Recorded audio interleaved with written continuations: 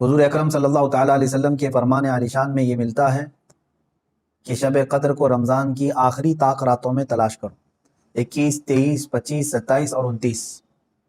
اور اکثر فقہاء کرام، اولیاء کاملین اور بزرگوں کا رجحان لیلۃ القدر کے متعلق اس رات ہی کی طرف گیا ہے، وہ 27ویں شب ہی ہو سکتی ہے، زیادہ غالب گمان یہ ہے۔ اور ہم لیلۃ القدر کو، شب قدر کو اس لیے بھی ڈھونڈتے ہیں کہ اس رات کی فضیلت میں میرے آقا صلی اللہ تعالیٰ علیہ وسلم نے ارشاد فرمایا، اس رات جو بھی مومن بندہ ایمان کے ساتھ کھڑا ہوا اپنے رب تعالیٰ کے حضور، رات میں عبادت کے لیے کھڑا ہوا، توبہ و استغفار کیا، تو حدیث پاک میں اللہ تعالیٰ اس کے پچھلے تمام گناہوں کو معاف فرمائے گا۔ اس لیے لیلۃ القدر کی جستجو میں ہر مومن رہتا ہے کہ اس رات کو اگر اللہ تبارک و تعالیٰ نے معاف کرنا ہے، اس میں میرا بھی نام شامل ہو جائے تو پچھلے سابقہ تمام گناہ معاف کر دیے جائیں۔ اللہ تبارک و تعالیٰ ہمیں لیلۃ القدر کی برکتیں عطا فرمائے اور سابقہ خطا اور گناہوں کو مولا معاف فرمائے۔ میں تمام مومنین سے یہی کہوں گا کہ یہ رات جس کے متعلق قرآن کہتا ہے لیلۃ القدر خیر من الف شہر، یہ ایک شب قدر جو ہے، ایک لیلۃ القدر، ایک رات 1000 مہینوں سے افضل ہے، 1000 مہینوں سے افضل ہے۔ 1000 مہینے کئی سالوں میں ہو جائیں گے، جب آپ اس کو ترتیب دیں گے 1000 مہینے تو کتنے سال بن جائیں گے۔ تو یہ اتنے سالوں سے بہتر ایک رات ہے، یوں سمجھ لو پوری زندگی عبادت کرنا ایک طرف اور لیلۃ القدر کی اس مقدس گھڑی میں عبادت کرنا ایک طرف۔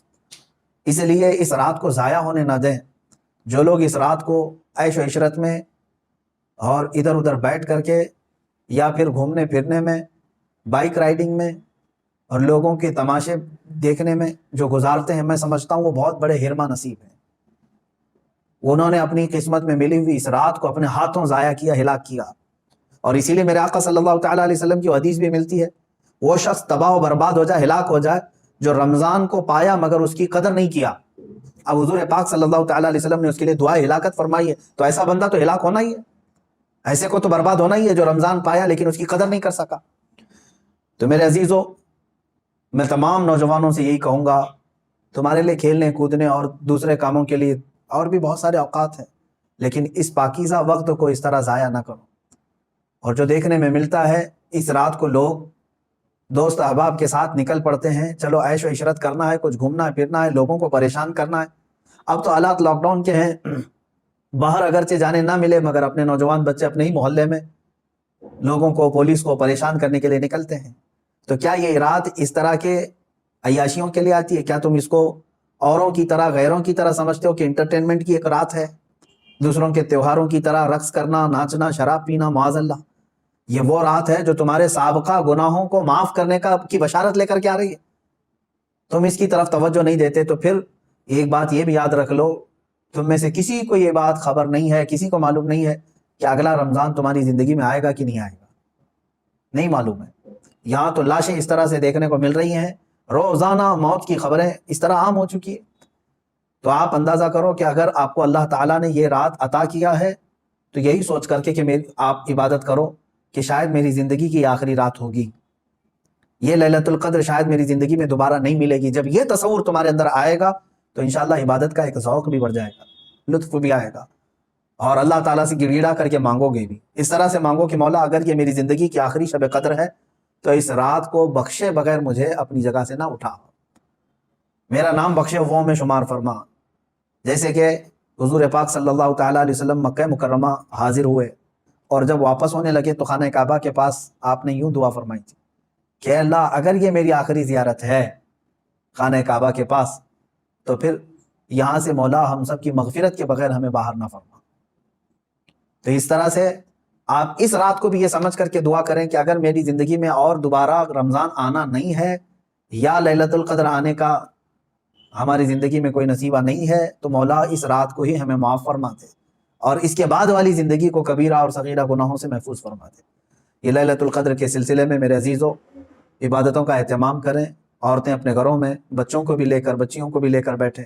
صرف جاگنا اصل مسئلہ نہیں ہے، بعض لوگ سمجھتے ہیں کہ جاگنا چاہیے، جاگنے کا مطلب موبائل لے کر بیٹھ کر کے جاگنا، یہ فضیلت کی بات ہے۔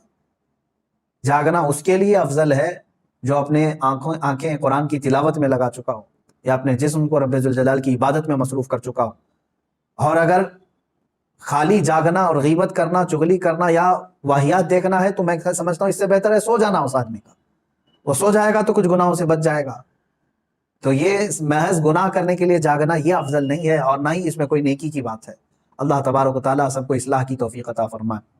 آج میں خصوصیت کے ساتھ اس لیلۃ القدر میں آپ تمام کے سامنے حاضر آیا ہوں ایک درد دل لے کر کہ فلسطین کے مسلمانوں کے ساتھ جو حالات آج پیش آ رہے ہیں، یہ نئی بات تو نہیں ہے، پچھلے 70 سالوں سے وہ اس ظلم کو برداشت کر رہے ہیں، لیکن اب حد ہو گئی ہے مسلمانوں۔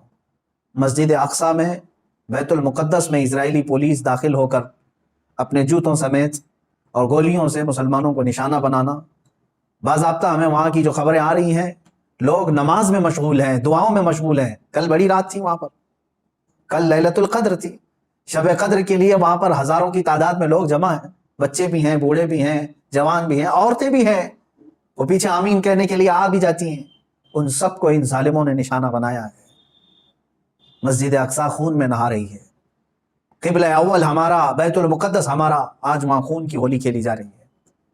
اب مجھے یہاں پر بات صرف اتنی کرنی ہے کہ وہ کہاں گئے سیکولر کے بھوت، وہ کہاں گئے جو انصاف اور امن و امان کی بات کرنے والے، ہیومن رائٹس کی تنظیمیں، کیا ان کے منہ میں گھی لگ گیا ہے؟ کیا ہے آج ان مسلمانوں کے خلاف جو حالات پیدا کیے جا رہے ہیں اسرائیلیوں کی طرف سے، اس پر کوئی آواز نہیں اٹھاتا؟ یہ دہشت گردی نہیں ہے میرے عزیزو؟ آپ سمجھو پوری دنیا ایک طرفہ دہشت گردی کے لیبل کو صرف مسلمانوں پر چسپاں کرنا چاہتی ہے۔ ورلڈ کا سب سے بڑا دہشت گرد ہے یہ اسرائیلی حکومت کے انڈر میں اس طرح کی جو سازشیں ہو رہی ہیں۔ آپ سوچیں کسی بھی مذہب کے، کسی بھی دھرم کے لوگ جب عبادت میں ہوتے ہیں تو گویا کہ وہ دنیا سے کنارہ ہو کر اپنے اپنے خدا کے پاس جا رہے ہیں، یہی تو ان کا تصور ہوتا ہے۔ عبادتوں کے وقت کسی کو گولیوں کا نشانہ بنانا اور صفوں کو درہم برہم کرنا اور بچوں پر بھی گن تان لینا اور وہاں کے نوجوانوں کے سر پر جوتیاں رکھ کر کے کھڑے ہو جانا، عورتوں کے دوپٹے کھینچ لینا، یہ ہے ایک چہرہ اسرائیل کا جس کو دنیا بتانا نہیں چاہتی۔ اور وہ سب ہر حد پار کر کے بھی امن کے مسیحا ہیں اور دہشت گرد ہم ہیں۔ وہ قتل بھی کرتے ہیں تو چرچا نہیں ہوتا، ہم آہ بھی کہتے ہیں تو ہو جاتے ہیں بدنام۔ میرے عزیزو، اب یہ وقت قیامت کے قریب کا ہے۔ آپ دیکھو کہ تمہارا مسیحا ہے کون، کون تمہارے لیے آواز اٹھانے والا ہے۔ تقریباً 57 ممالک اسلامی نام سے جانے جاتے ہیں، ان میں کا کوئی لیڈر سوائے ترکی یا کچھ لوگوں کے؟ یہ سارے اپنی عیاشیوں میں مصروف ہیں۔ فلسطین کے بچوں کو ایک لقمہ کھانا دینے کے لیے بھی سعودی عرب کی حکومت تیار نہیں، امارات تیار نہیں۔ یہ تو اسرائیل کے ساتھ پینگے بڑھا رہے ہیں، اسرائیل کے ساتھ معاہدے کرنے چلے ہیں، اپنی پراپرٹیاں اور اپنے ایئرپورٹ ان کو گروی دینے کے لیے چلے ہیں۔ سمجھنے کی آج ضرورت ہے، جہاں اسلامی ملک ہم سمجھ رہے ہیں، سعودی ہو یا امارات ہو یا بحرین ہو یا قطر ہو، یہ تمام ممالک، ان سب کی نہ جانے کون سی مجبوریاں ہیں، یا ان کے گھروں میں کون سے یہودی آ کر داخل ہو چکے ہیں، یہ واللہ اعلم۔ کہ نہ سیریا کے مارے جانے والے مسلمانوں کے لیے بات کرتے ہیں، نہ فلسطین کے نہتے بچوں کے لیے بات کرتے ہیں، نہ یہ برما کے قتل عام پر کوئی بات کرتے ہیں۔ ان کو تو کچھ لینا دینا نہیں ہے امت مصطفیٰ سے، بلکہ یہ الٹا امت کے ان غریب مسلمانوں کو بلیم کرتے ہیں کہ یہ اس طرح دہشت پھیلاتے ہیں۔ ایک وقت آئے گا، دیکھ لینا، ان کی کرسیاں ہلیں گی، وقت آئے گا جب ان کے تاج اچھالے جائیں گے، یہ سب بہت بری موت مارے جائیں گے۔ اس لیے کہ میں نے پڑھا ہے کفر کی حکومت تو چل سکتی ہے لیکن ظلم کی حکومت نہیں چلے گی، ظلم زیادہ دن تک نہیں چلے گا، یہ صدائے بازگشت ہے، پلٹ کر کے واپس آنا ہے۔ آپ کو پتہ ہے، میں نے دیکھا ہے فلسطین کے بہت سارے لوگوں کو جن حالات میں وہ زندگی گزار رہے ہیں، اللہ کی پناہ، 35 سال، 40 سال سے ان کی مارکیٹوں پر کرفیو لگی ہے۔ کرفیو سمجھتے ہیں ایک دن 2 دن کرفیو لگے تو ہماری دکانوں پر تالا، اور 40 سال سے کرفیو لگا کر کے رکھے کچھ مارکیٹس میں، بازاروں میں، دکانوں پر جالے لگ چکے ہیں، بہت ساری پراپرٹیاں اور جائیدادیں ہڑپ کر کے اسرائیلی غصب کر کے بیٹھے ہوئے ہیں۔ یہ ساری کی ساری چیزیں بنا ان عرب لیڈروں کی اجازت کے اور ان کی منظوری کے نہیں ہو رہی ہیں، یہ سب میں ان لوگوں کی ہمدردیاں شامل ہیں۔ انہوں نے سعودی ہو یا جتنے بھی یہ مسلم کنٹریز ہیں، فلسطین کے بچوں کے خون پر اپنی کرسیاں بچھائے ہوئے ہیں۔ آج ہمیں درد ہوتا ہے اس بات کا میرے عزیزوں کہ اب مسجد اقصیٰ کو بھی انہوں نے پامال کر دیا، مسجد اقصیٰ کے اندر داخل ہو کر کے اپنی گن کو اٹھا لیا اور عبادتوں کی اور صفوں کو وہاں پر درہم برہم کر دیا.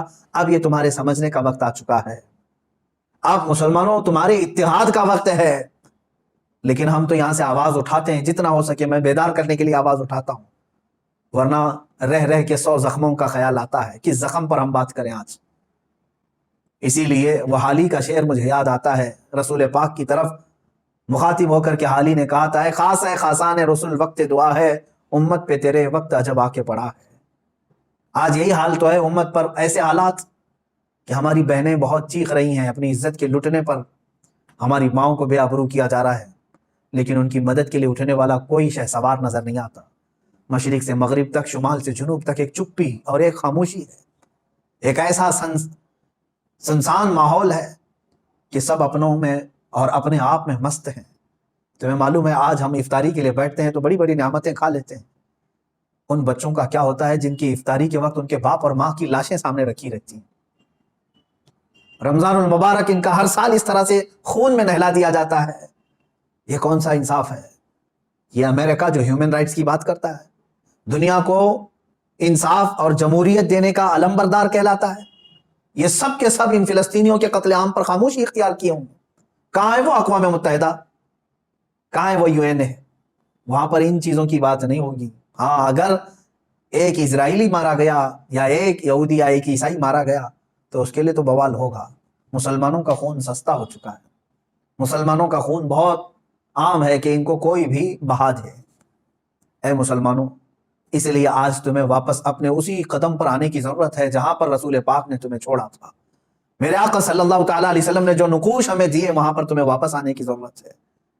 تم اگر دنیا کی رضامندی کے لیے اپنے آپ کو بیچتے ہو، چند لوگوں کی رضا کے لیے اپنے آپ کو بدلتے ہو، تو یاد رکھنا ہے دنیا کبھی تم سے راضی نہیں ہوگی، کبھی راضی نہیں ہوگی. کیوں نہ ہم رسول پاک صلی اللہ تعالیٰ علیہ وسلم کی رضا کے کام کریں، اللہ اور اس کے رسول راضی ہو جائیں، تو پھر ہماری وہ سابقہ قوت لوٹ آئے گی جس قوت سے قیصر و کسریٰ کانپتے تھے. وہ ایمانی غیرت واپس لوٹ آئے گی جس سے وقت کا چنگیز خان بھی ہل جاتا تھا، تھر تھر کانپتے تھے. وہ ایمانی غیرت اور حمیت واپس آ جائے گی. شرط صرف اتنی ہے، ان کنتم مؤمنین، تم سچے نبی کے غلام ہو جاؤ. ولا تہینوا ولا تحزنوا وانتم الاعلون. میرے رب کا وعدہ ہے کہ تم غم نہ کرو، پریشان مت ہو، تم بلند ہوگے، لیکن اس کے ساتھ ایک شرط ہے کہ تم نبی کی وفاداری تو کرو، غلامی میں تو آ جاؤ.